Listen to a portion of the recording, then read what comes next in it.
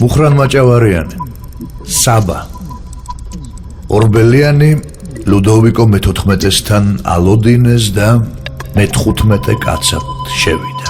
13 ლუდოვიკო კედლიდან იყურება, ციცას ეფერება ლუი მე-14.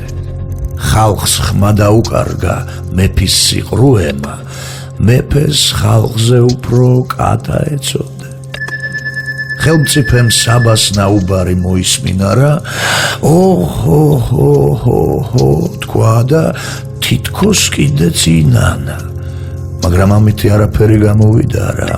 საბას ხმა როდი წააგავდა კნავილს კატისას, რაც შეიტანა, ისევე ის გამოიტანა იმ სახელგანთქმულ ვერსალიდან ელჩმან ქართლისა. წვიმა არ არის, საბას კაბა დაუსველა რა.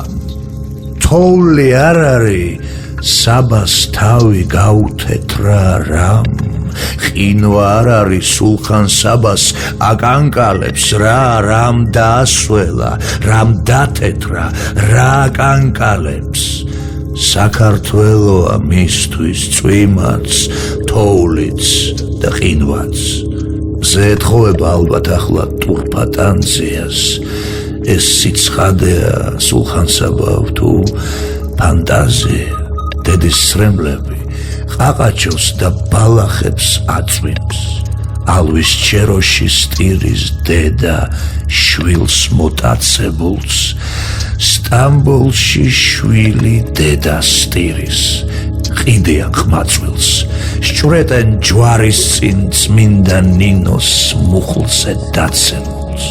რამდენს აფასებ მაგ პატარას, კითხა სპარსულად საბამ სპარსელს და მოუთმენლად ელოდა პასუხს. უი, ქართველი მეგონა და სპარსი ყოფილა, წარმოს თქვა ბალღმა, ყური მოჰკრა რა საბას სპარსულს. არა პატარა, ქართველი ვარ, ქართველი გესმის. უი, დედასთან წამიყვანე, წამიყვა ძია. საბას სრემლები მოეცა. ატირდა კაცი, თავის ბალღობა გაახსენდა, თავის ტანზია. ვითეს ხმაწვილი, საქართველოც ასე მცირეა, საქართველოსაც ვითამ ხმაწვილს ასე ხიდია. საფრანგეთს ვთხოვოთ, გვიშველისო, სასაცილო, შენი ვახტანგი ლუდოვიკოს ფეხზე კიდია. ასე ფიქრობდა სულხან საბა ხელჯოხიანი.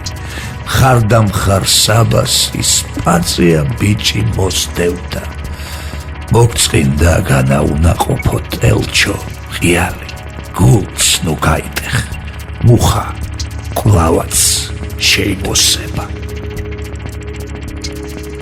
მუხრან მაჭავარიანი, დაბადების თარიღი 1939 წლის 12 აპრილი.